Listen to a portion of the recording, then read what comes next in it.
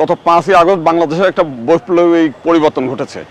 মানুষের দীর্ঘদিনের স্বপ্ন, দীর্ঘদিনের আশা আকাঙ্ক্ষার একটা স্বপ্ন পূরণ হয়েছে।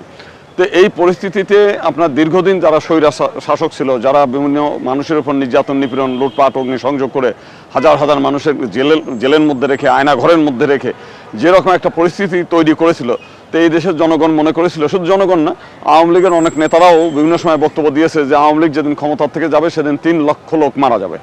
তো আসলে সেরকম কোনো বড় ধরনের কোনো ঘটনা ঘটে নাই। কিন্তু এই 5 তারিখের ঘটনার পরেই যারা পরাজিত হয়েছে তারা এটাকে নিয়ে ব্যাপকভাবে একটা ম্যাসাকার করার সৃষ্টি করেছিল। এবং 5 তারিখের পরেই বাংলাদেশের বিভিন্ন অঞ্চলে হিন্দুদের উপর হামলা হয়েছে। বিশেষ করে যে সমস্ত হিন্দুরা আওয়ামী লীগের রাজনীতির সঙ্গে যুক্ত, যারা আওয়ামী লীগের পদ আছে, পদবি আছে, সমর্থক আছে, সেই সমস্ত এদের উপরে হামলা হয়েছে। পরবর্তীকালে সাধারণ কিছু হিন্দুদের বাড়িতেও হামলা হয়েছে এবং বিভিন্ন অঞ্চলে যেখানে অরক্ষিত মন্দির, যে দিনের বেলায় কেউ যাতায়াত করে না, রাতের বেলায় মধ্যরাতে গিয়ে ভেঙেছে, কারা ভাঙছে, কারা এই করছে, এই জিনিসটা কিন্তু কেউ জানে না। তো এইরকম ঘটনাগুলো কিন্তু ঘটেছে। তো এর আগেও এই ঘটনাগুলোর অতীতের যেমন ঘটনা আপনার কুমিল্লার নাসিরনগরে, আপনার অভয়নগর, ঠাকুরগাঁওর, তারপরে পীরগঞ্জ, এই সমস্ত দিলাম একটা গ্রামকে গ্রাম যে জ্বালানো, এইরকম কিন্তু কোনো ঘটনা ঘটে নেই। কিন্তু এর চাইতেও বড় বড় ঘটনার পরেও কিন্তু লক্ষ লক্ষ মানুষ রাস্তায় নামে নেই। আমরা সাংগঠনিকভাবে বিভিন্ন জায়গায় মিছিল, মিটিং, বিক্ষোভ, প্রতিবাদ করেছি, দাবি দেওয়া করেছি এবং আমরা সবসময় বলেছি যে এইটার একটা রাজনৈতিক, এই সমস্ত ঘটনা হলো একটা রাজনৈতিক, এবং এই রাজনৈতিক ঘটনার একটা সমাধান চাই, রাজনৈতিক সমাধান চাই।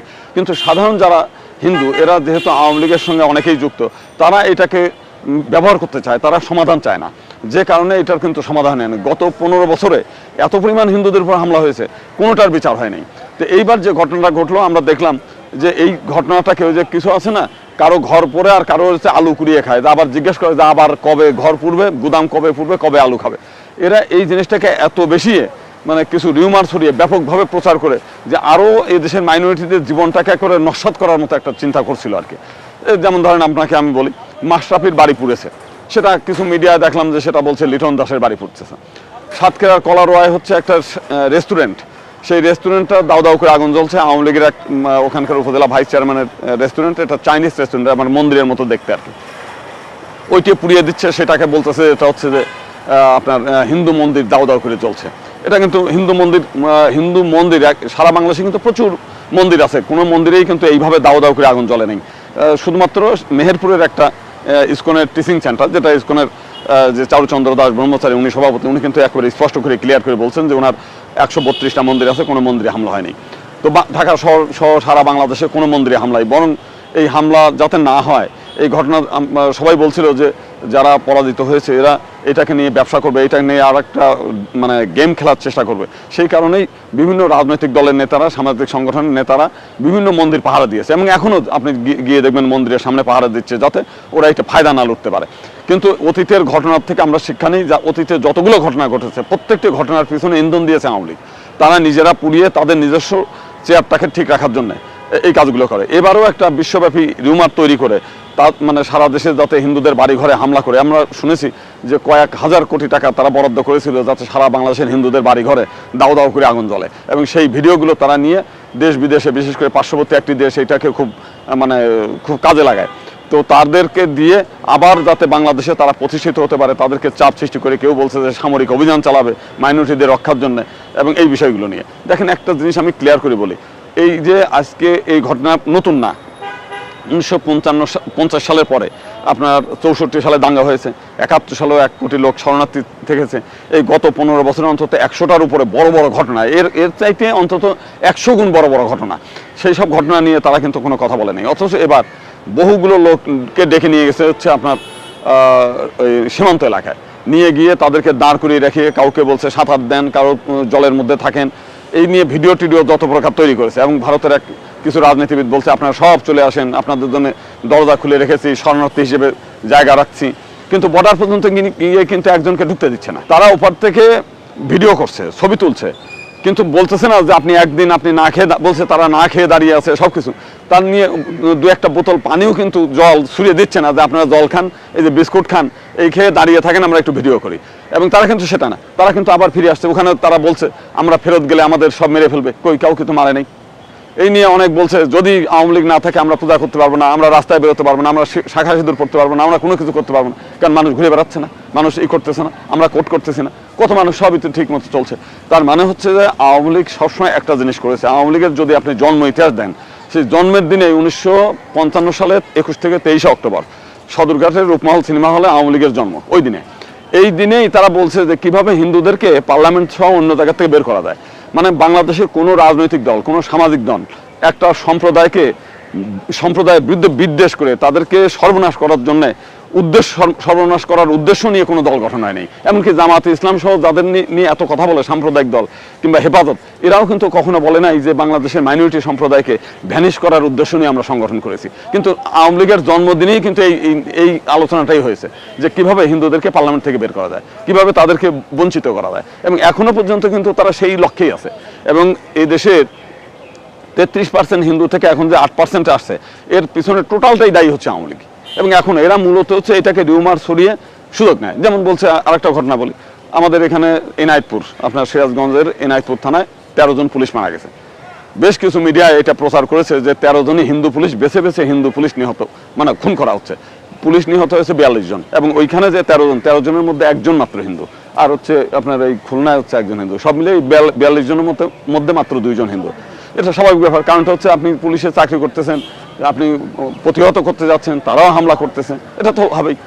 আপনার একদিনে হচ্ছে আমার রংপুরের এক হারাধন রায়, উনি গিয়েছে আওয়ামী লীগ, উনি হচ্ছে সিটি আওয়ামী লীগের হচ্ছে সভাপতি তো, এবং পূজা উদ্যান পরিষদের নেতা। উনি গিয়েছে হচ্ছে ওবায়দুল কাদেরের নির্দেশে এই ছাত্র আন্দোলন দমন করতে। তো দমন করতে গেছে, উনি পেটকেল নিক্ষেপ করছে, কেউ আমাদের শৈবাল দাস নামে একজন চট্টগ্রামে আছে নেতা, সে পিস্তল নিয়ে তাদের গুলি করতে গেছে, তারা ধাওয়া করছে, সে ধাওয়ায় সে মারা গেছে। এবং ওই দিনে শুধু একজন না, 56 জন আওয়ামী লীগের নেতা মারা গেছে, তার মধ্যে একজন হিন্দু। তার মানে এই না যে বেছে বেছে সব হিন্দু হত্যা করা হচ্ছে, তা না। আমরা রাজনৈতিক, এটা তো রাজনৈতিকভাবে আমি আপনাকে হামলা করতে যাচ্ছি, আপনি কি বসে থাকবেন নাকি আমাকে? তো এইটাই বিষয়। আমরা চাই যে আমরা দেশের মাইনরিটি হিন্দু সম্প্রদায়, আমরা এখানে সবাই মিলেমিশেই থাকতে চাই। এবং আমার রোগ হয়েছে ক্যান্সার, এখন যদি আপনারা এক গাদা রোগ মানে ঔষধ নিয়ে এসে আমার খাওয়াই দেন, তাহলে আমি আরও মারা যাবো। এরা চাচ্ছে যে হিন্দু সম্প্রদায় মারা যাক, কিন্তু তারা যেন আমাদেরকে ব্যবহার করে ফুটবলের মতো গোল দিতে পারে আর কি। আমাদের নিয়ে সব গোল দেওয়ার মানে কাজে ব্যস্ত আছে, আমরা এটা নিন্দা জানাই। এর একটা মানে স্থায়ী সলিউশন আমরা চাই। আমরা চাইছি যে পৃথক নির্বাচন ব্যবস্থাটা ফিরিয়ে দেন, তাহলে আর এই রাজনীতি মানে হিন্দুদের নিয়ে আর রাজনীতি চলবে না। এবং বহু বছর ধরে আমরা রাজনীতির শিকার, আর রাজনীতির শিকার হতে চাই না। গোপালগঞ্জে কালকে 2 মানে বাচ্চা হত্যা হয়েছে, এগুলো কিন্তু রাজনীতি না। যখনই ঘোলা হয়ে গেছে দেশে, মানে বেশ কিছুদিন যেমন পুলিশ ছিল না, 3 দিন ছিল না, এখনো অনেক জায়গায় কাজ করে না। এবং পুলিশের অনেক জায়গাতেই, যেমন কালকেও এক জায়গায় গেছে মামলা নিতে চায় না। কারণ কি, 15 বছরে যারা নিয়োগ পেয়েছে তারা কিন্তু ওই তাদের লোকই, তারা এখনো চায় না যে, তারা অনেকের মধ্যেই এখনো ইচ্ছা থাকে যে আবার হিন্দুদের বাড়ি ঘরে হামলাও। এইটা নিয়ে যে আলো কুরানোর মতো তারা এটা নিয়ে বিশ্বব্যাপী প্রচার করে, মানে সবসময় তাদের রাজনৈতিক ফায়দা লুটার জন্য আমাদের ঘরের পর চাপায়। আমরা দেখেছি কুমিল্লার ঘটনা, এটা বাহার সাহেব এই ঘটনাগুলো সমস্ত হিন্দুদের বাড়ি পুরাইছে, সেই সময় সবাই জানে। এবং বাড়ি পুরায় এটা নিয়ে কিছু মিডিয়া মানে এইগুলো প্রচার করে, কিছু ইউটিউবার আছে, এটা ব্যাপক প্রচার করলে তাদের আবার সুবিধা আছে, অনেক ভিউ হয়, সেখানে টাকা পয়সা পায়। কিছু রাজনীতিবিদ আছে, এটাকে ফুলায় ফাঁপায় বললে তার জন্য সুবিধা হয়। এ ধরনের নানানভাবেই আমাদেরকে ব্যবহার করতেছে 47 সালের পর থেকেই। তো সেই জন্য এটার একটা আমরা স্থায়ী সমাধান চাই। এখন যে যারা পলাতক আসামি আছে, তারা তো একসময় হাজার হাজার কোটি টাকা আয় করেছে, এবং এই টাকা কিন্তু তারা ইনভেস্ট করতেছে এই খাতেই। তারা দেখছে যে মাইনরিটি ইস্যু একটা খুব বড় ধরনের ইস্যু, এবং এইটাকে জাগিয়ে তুলতে পারলে তারা কোনো মতো হয়তো সেট পেতে পারে, এরকম একটা তারা আশা করছে। এবং এইখান থেকে এই নিউজগুলো কিন্তু পাঠায়। আবার কিছু ভারতের আছে যারা ধরেন এখান থেকে ভারতে গিয়ে আশ্রয় নিয়েছে, তারা বাংলাদেশে একটা নরকের অবস্থা হয়ে গেছে, এইটা প্রচার করলে তারা ওখানে নাগরিকত্ব, বাড়ি গাড়ি এইগুলো সুবিধা পেতে পারে। আমাদের এখান থেকে বিদেশে গিয়েছে এমন লোক আছে, তারাও বলে দাদা আমার একটা করে দেন, একটা নিউজ করে দেন যে আমার বাড়িতে ডাকাতি হয়েছে। মানে প্রত্যেকেই বললাম না যে ঘর পরে একজনের আর আলু খায় আরেকজনের, তারা আবার চিন্তা করে কিভাবে ব্যবহার করা যায়। মানে যার যার ব্যবহার করার সুযোগ সেগুলো নিচ্ছে। এক জায়গায় শুনলাম যে বরিশালের কোন এক ছাত্রী হোস্টেলে 50 জন হিন্দু ছাত্রী ধর্ষণের শিকার। আমি তাদের বললাম যে নিউজ দেন, খুঁজে দেন, বাইর করে দেন, এখন দেয় না। মানে কত রকমের যে গুজব হয়েছে এখানে, এবং গুজবের মানে জন্য ক্ষতি কিন্তু আমরাই হচ্ছি, এবং বাংলাদেশের মাইনরিটিদের উপরেই শেষ পর্যন্ত ঘাড়ে চাপে আর কি। অনেকেই মনে করে যে এদের জন্য আমরা এত কিছু করছি, মন্দির পাহারা দিচ্ছি, যখন হিন্দু নেতারা সব পালিয়ে গেছে, কোনো কারণ নাই, এমনিতেই পালিয়ে যায়, মানে আরও ইস্যু তৈরি করে। আমাদের এখানে হিন্দুদের বড় একজন নেতা, সে মুখ ঢেকে বলতে চাচ্ছে যে বাংলাদেশের সব হিন্দুরা গৃহহারা, একজন লোকও ঘরে নেই। তো পরে তাকে অনেকবার এক ভারতের এক টিভি চ্যানেল বলছে, আচ্ছা বলুন তো কত সংখ্যক হিন্দু ঘর ছাড়া? উনি শেষ পর্যন্ত বলল 60 থেকে 70%। বাংলাদেশের কোন হিন্দুরা ঘর ছাড়া? কিছু সময়ের জন্য তো বর্ডার থেকে নিয়ে গেছে ভিডিও করার জন্য, তারা তো আবার ফিরে আসছে। তো এই জিনিসগুলো হচ্ছে যে এইটা খেলে আজকে না, আমরা বহুবার 1992 সালে যে ঘটনাটা আপনারা জানেন, তখনও কিন্তু এই ঘটনাগুলো ব্যবহার করেছে। আপনার মতিউর রহমান রেন্টু নামে এক ভদ্রলোক ছিলেন, উনি হলো শেখ হাসিনার পিএস। উনি এরকম গুজব তৈরি করে বাংলাদেশের সমস্ত হিন্দু বাড়ি উনি পুরাইছেন, যে কারণে উনি নিজেই লেখছে আমারই ফাঁসি চাই। বলছে যে শেখ হাসিনার পরিকল্পনায় অর্থে আমি নিজে পুরাই দিচ্ছি। গুজব তো হয়েছে, এটা তো প্রমাণিত সত্য। এবং আমি মনে করি যে বাংলাদেশ সরকারের পক্ষ থেকেও এই ব্যাপারে এই যে আইডিগুলোতে মানে গুজব ছড়িয়েছে তাদের বিরুদ্ধে যাতে ভারত অ্যাকশন নেয়, এবং বাংলাদেশের মধ্যেও কারা এই রুমারগুলো ছড়ায়, এই গুজব ছড়ানোদের বিরুদ্ধে একটা মামলা হওয়া উচিত সারা বাংলাদেশের তালিকা করে। আমার মনে হয় একটা ইউনিট এখনই করা উচিত, যে যারা এই গুজবগুলো তৈরি করছে এবং এখনও তৈরি করছে এদের মানে আইডি একটা এক্সপার্ট গ্রুপ রেখে যে কারা কারা এগুলো করেছে, এবং বাংলাদেশ ভারতের মধ্যে ভারত সরকারকে আবেদন করতে হবে যে তারা যেন তাদের বিরুদ্ধে শাস্তির আওতায় আনে, এবং বাংলাদেশের মধ্যে যারা এই অপপ্রচার করেছে যেটা সঠিক সেটা ন্যায় বিচার করতে হবে, শাস্তি বিধান করতে হবে, ক্ষতিপূরণ দিতে হবে। আর যেগুলো গুজব, এই গুজবকারীদের বিরুদ্ধে অবশ্যই শাস্তি প্রদান করতে হবে। এই বিষয়টা মানে এইখানে দুই ভাগে বিভক্ত।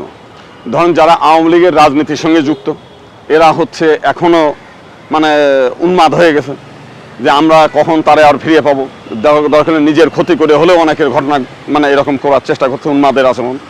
সাধারণ যারা হিন্দুরা তারা একটা স্বস্তির নিঃশ্বাস ফেলছে, তারা মনে করছে একটা মানে জগদ্দল পাথর আমাদের এখান থেকে চলে গেল। এবং এরা যে গত 1954 সাল থেকে 55 সাল থেকে আজ পর্যন্ত এই হিন্দুদেরকে যে ফুটবলের মতো ব্যবহার করেছে, তারা মনে করছে যে আগামী দিনে এই সংগঠনটা আবার এই দেশে ওই ঘাঁটি গেড়ে না আসা পর্যন্ত অন্তত একটা স্বস্তিতে থাকা যাবে। এই হলো বিষয়টা। আর যেটা বর্তমান যে গভর্নমেন্ট, এটা হচ্ছে মানুষের গণমানুষের চাওয়া, সাধারণ মানুষের চাওয়া। আমরা তো এই দেশের বাইরের কেউ না, আমরাও চেয়েছি এরকম একটা সত্যিকার অর্থে একটা অসাম্প্রদায়িক সরকার আসুক। এই চাওয়াটা আমাদের। এই যে যারা গণ আন্দোলন করেছে, যারা ছাত্র আন্দোলন করেছে, এর মধ্যেও কিন্তু 7-8 জন হিন্দু ছাত্র মারা গেছে। এবং এই হিন্দুরা ছাত্র, আমাদের হিন্দু ছাত্র মহাজোট প্রথম থেকেই এই আন্দোলনের সঙ্গে যুক্ত ছিল, এখনো আছে। তা আমরা সবসময় চাই এইরকম একটা স্বৈরাচারের মানে বিরুদ্ধে। আমি গত 35 বছর যাবৎ কথা বলছি যে তারা এই কাজগুলো করছে, তো সেটার একটা অবসান হয়েছে। এটা আমরা স্বস্তির নিঃশ্বাস ফেলছি, সাধারণ হিন্দুরাও স্বস্তির নিঃশ্বাস ফেলছে। আমরা চাই যে আমাদেরকে নিয়ে যাতে আর রাজনৈতিক কোনো ফায়দা না লুটতে পারে কোনো রাজনৈতিক দল, তার জন্য সেপারেট ইলেকটোরেট সিস্টেম, এটা বর্তমান গভর্নমেন্টের কাছে আমাদের একটা চাওয়া।